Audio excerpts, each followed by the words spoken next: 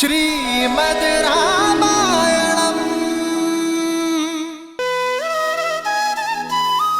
पहले एक बार आपने मुझे गुरुकुल के लिए विदा किया था, किंतु उस समय आपके नेत्रों में आशा थी और मुख पे उत्साह था कि ये आपके पुत्र के भले के लिए है।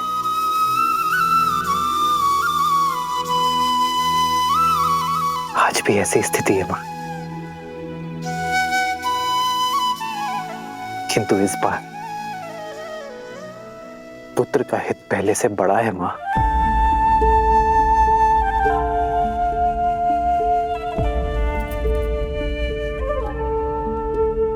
गर्व है मुझे अपने पुत्र पर कि उसने मेरी कोख का सम्मान बढ़ा दिया।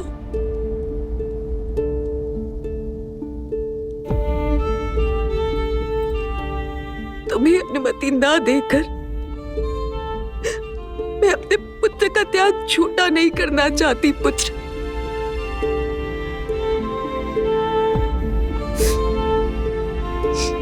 तुम्हें अनुमति है,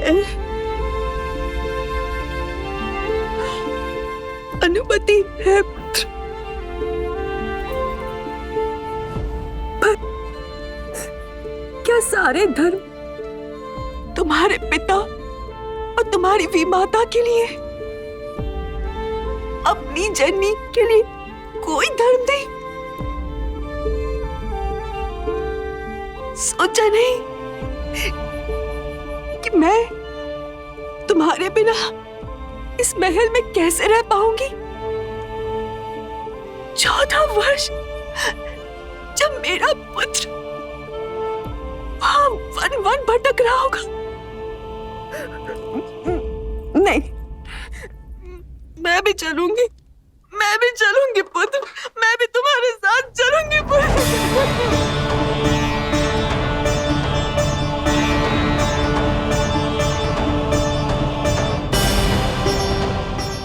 मां,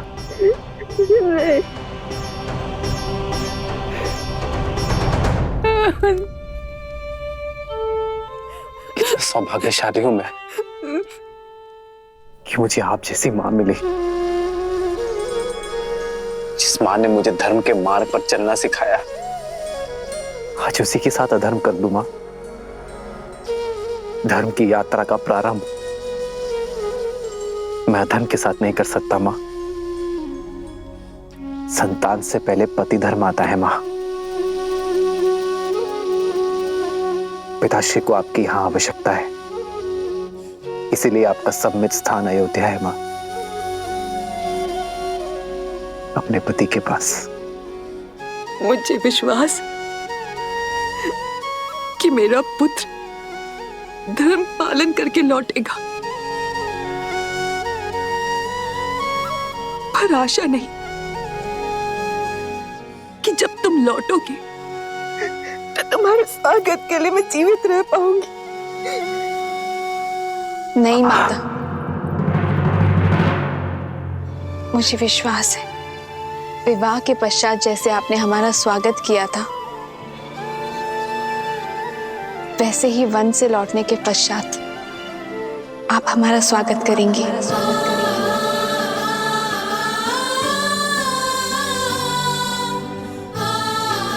सीते, तुम? क्यों रघुनंदन, क्या माता के लिए धर्म भिन्न है और सीता के लिए भिन्न? अभी आप ही ने कहा था ना कि पत्नी का धर्म स्थान उसके पति के पास होता है। जहां मेरे पति रहेंगे वहीं मैं रहूंगी। फिर वो रानीवास हो या वनवास।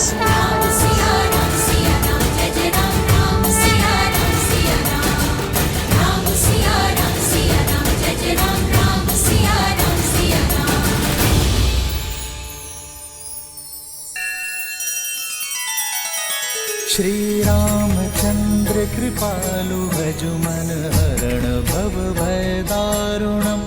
नव कंज लोचन कंज मुख कर कंज पद कंजारुण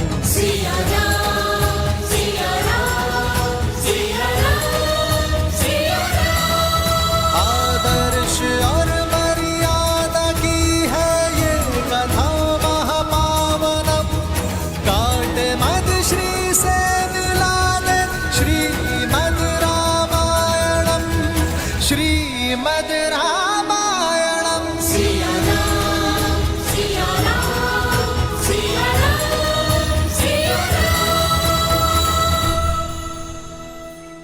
नहीं पुत्री, तुम नहीं जा सकती। तुम अयोध्या की कुलवधू हो। तुम कोई वनवासिनी नहीं हो सकती।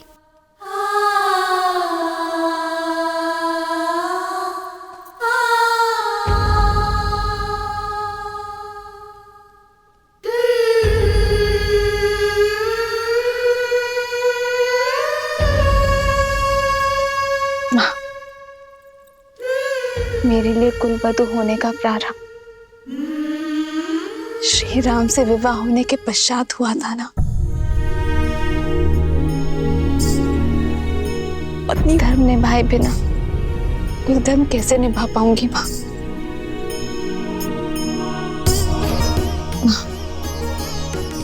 आपने मुझे पुत्री माना है ना,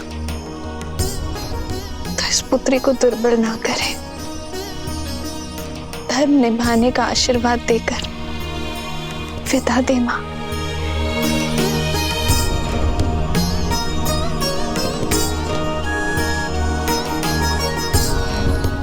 वनवास का आदेश केवल मेरे लिए है सीता। अपना प्रारब्ध मैं तुम्हें नहीं दे सकता।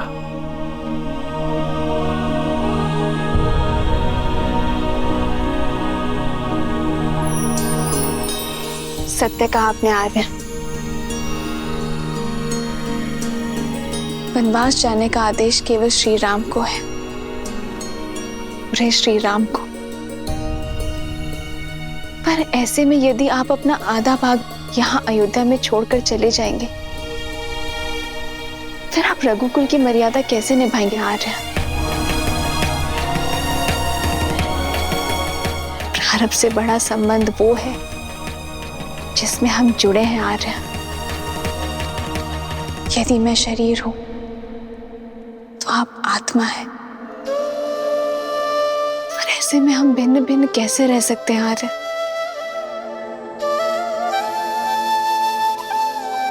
एक स्त्री एक घर की शोभा होती है सीता। जो आदर स्नेह की पात्र है, उन्हें वनवास का भागीदार नहीं बनाया जाता सीता। अयोध्या का वैभव छोड़ वन के अभावों में तुम कैसे रहोगी सीता? मेरा वैभव तो आप है आर्य। हर संबंध ऐश्वर्य या अभावों से नहीं, प्रेम और भावों से तोला जाता है। रानीवास हो या वनवास, जहां श्री राम होंगे वहीं सीता करेगी निवास। राम सिया राम सिया राम सिया राम राम। इस मार्ग के हर पग में तुम्हें दुख के कांटे मिलेंगे सीता।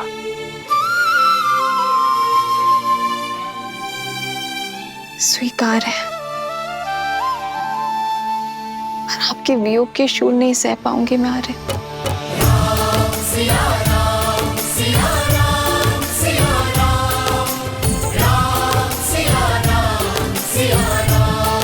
किंतु मिथिला नरेश को मैंने वचन दिया था सीता कि उनकी पुत्री को सदा सुरक्षित रखूंगा।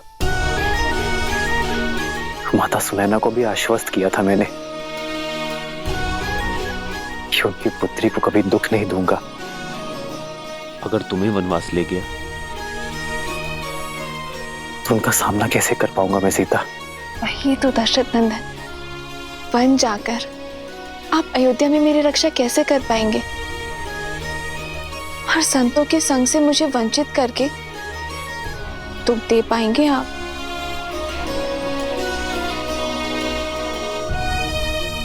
कहीं आप स्वार्थी तो नहीं हो गए? वन की सुंदरता, ऋषियों के सत्संग से मुझे वंचित करके स्वयं सारा सुख भोग लेना चाहते हैं। आप अपना वचन पूरा करें, ये गर्व है मेरे लिए। लेकिन आर्य, मैंने भी वचन दिए है, माता पिता को वचन दिए है कि मैं सदा मिथिला के संस्कारों को निभाऊंगी। अग्नि को साक्षी मानकर वचन दिया है कि मैं सदा आपकी परछाई बनकर रहूंगी। मैं जनक नंदिनी सीता वचन देती हूँ कि मैं आपका हाथ कभी नहीं छोड़ूंगी। धर्म के पथ पर आपका हाथ थामे आगे बढ़ूंगी। यदि कभी आपके धर्म पर या आप पर कोई संकट आया, आपकी रक्षा के लिए मैं अपने प्राण देने से पीछे नहीं हटूंगी। हम सुख में दुख में सदा एक दूसरे के साथ रहेंगे। आप अयोध्या की गरिमा और रघुकुल की मर्यादा के लिए वनवास जा रहे हैं ना, और मैं भी तो रघुवंश का एक भाग हूं ना। सोचिए आर्य, जब इतिहास कहेगा कि रघुकुल की कुल वधू ने महल के सुख के लिए अपने पति का साथ छोड़ दिया, तो क्या तब भी अयोध्या की रघुवंश की गरिमा बनी रहेगी?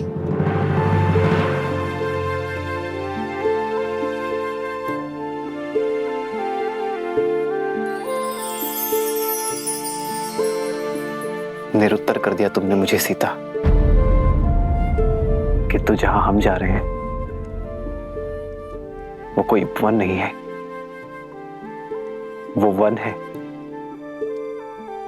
यदि हम दोनों साथ होंगे तो मेरे लिए वन भी उपवन हो जाएगा। आप ही ने तो कहा था ना कि इस संबंध में हम दोनों बराबर होंगे, पद में, सम्मान में, अधिकार में।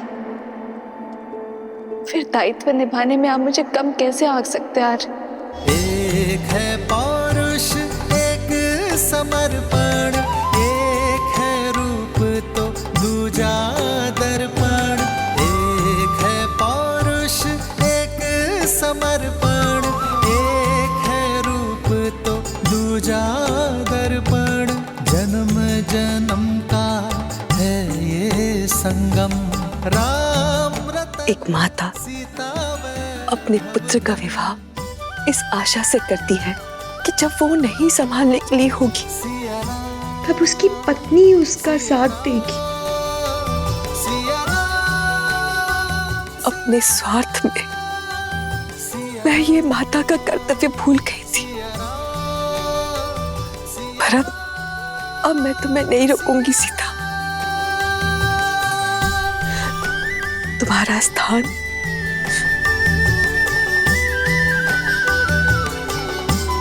मेरी राम के साथ ही है।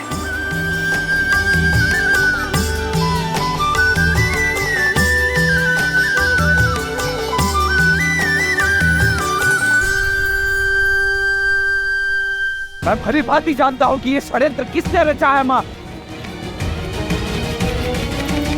पुत्र, बस एक क्षण मेरी बात सुनो।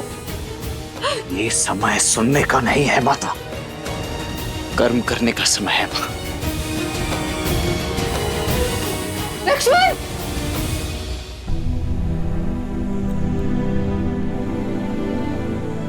माँ, इस समय मुझे आपकी सेवा करनी चाहिए और मैं यहाँ से जा रही हूँ। इस अपराध के लिए मुझे क्षमा करना माँ। धर्म के पथ पर जा रही हूँ, मन में ग्लानि नहीं, प्रेम लेकर जाओ।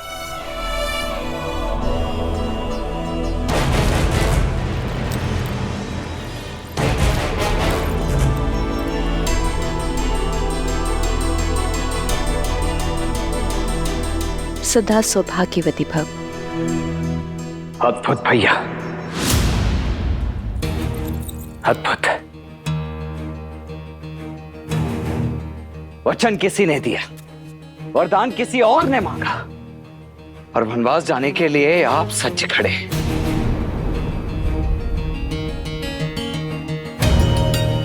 जिसने वचन दिया है वो हमारे पिता है लक्ष्मण, और जिसने वरदान मांगा वो हमारी माँ। माँ तो वो केवल भरत की है। इसीलिए अपने पुत्र के लिए मांगा राजपाट, और अन्य के लिए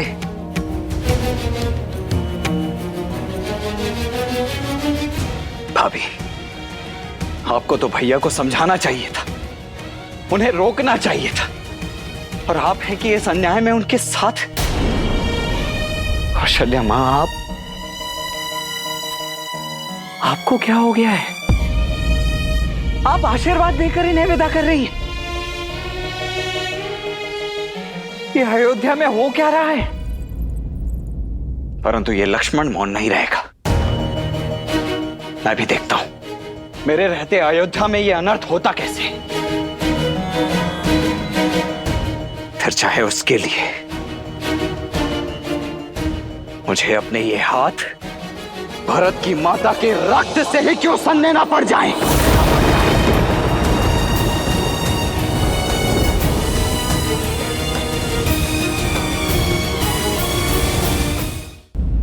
सावधान लक्ष्मण, सावधान लक्ष्मण।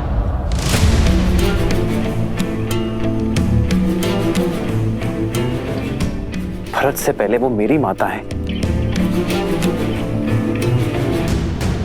क्रोध में अपने मर्यादा की सीमा मत लांघो तुम। क्षमा करे भैया, परंतु किस सीमा की बात कर रहे हैं आप? वो सीमा जो आपकी कैकई माता पहले ही लांघ चुकी है।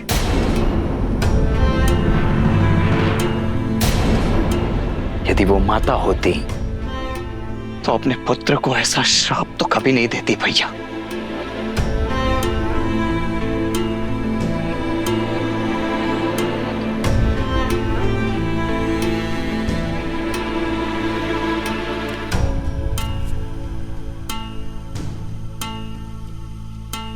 पिताश्री की भी यही आज्ञा है मेरे भाई। पिताश्री नहीं भैया, पिताश्री नहीं भैया, महाराज कहिए, महाराज कहिए।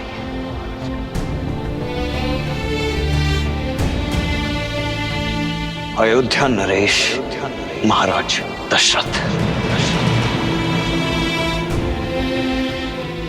जो स्त्री मोह में अंधे होकर अधर्म के मार्ग पर चल पड़े, परंतु ऐसे राजा के विरुद्ध विद्रोह करने के लिए भी सज्ज है ये लक्ष्मण।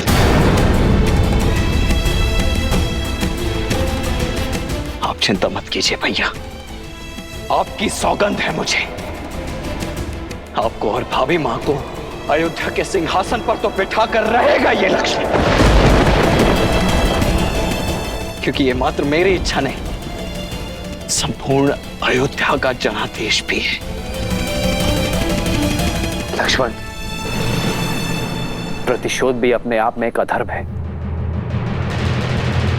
अपनी चाह में कोई कुछ भी करे, मेरा लक्ष्मण मर्यादा से कभी नहीं गिरेगा, ये मैं जानता हूं।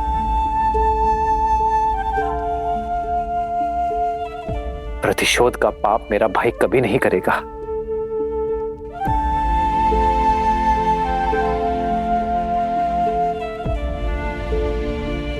तो मैं क्या करूं भैया? अपने भैया पर हो रहे अत्याचार को चुपचाप मौन होकर सहता रहूं? किसने कहा मेरे साथ अत्याचार हो रहा है लक्ष्मण? अत्याचार तो पिताश्री के साथ हो रहा है।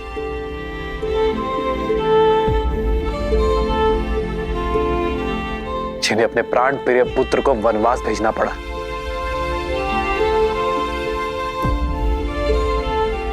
सोचो मेरे भाई, क्या बीत रही होगी पिताश्री पर। वो ना अपनी दुख ना अपनी पीड़ा किसी से बांट सकते हैं, किंतु फिर भी अपने पिता धर्म को पीछे रखकर उन्होंने रघुवंश की मर्यादा निभाई है। तुम क्या चाहते हो लक्ष्मण? ऐसे पिता के लिए अपना पुत्र धर्म भूल जाऊं?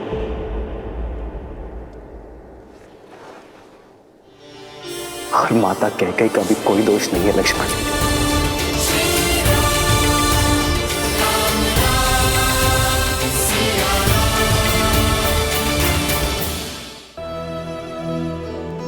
और माता कैकेयी का भी कोई दोष नहीं है लक्ष्मण। ये तो नियति का खेल है जो हर किसी को अपना निमित्त बना लेती है।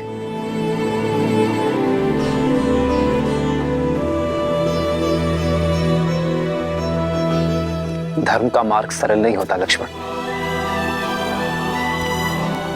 किंतु उचित अवश्य होता है। पितामह हरिश्चंद्र और भगीरथ ने जो धर्म के बीज बोए हैं उसे हरा हमें रखना है लक्ष्मण।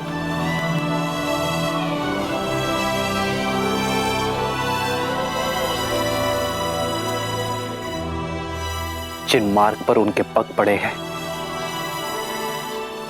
हमें उसी मार्ग पर चलना है लक्ष्मण, क्योंकि धर्म के मार्ग से विमुख होना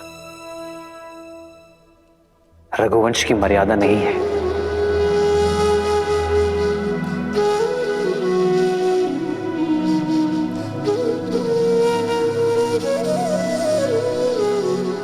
अपना ये धनुष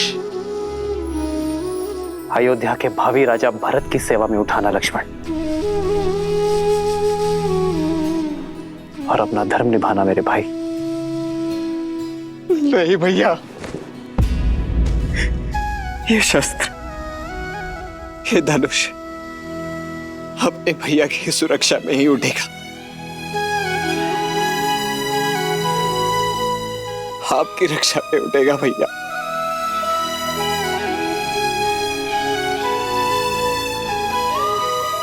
मुझे स्वयं से विलक मत कीजिए भैया, मुझे भी अपने साथ ले चलिए, ले चलिए मुझे भी। क्यों लक्ष्मण? नहीं, यदि तुम चले गए तो अयोध्या को कौन संभालेगा लक्ष्मण? भरत शत्रुघ्न भी यहां नहीं है। पिताश्री को तुम्हारी आवश्यकता है लक्ष्मण।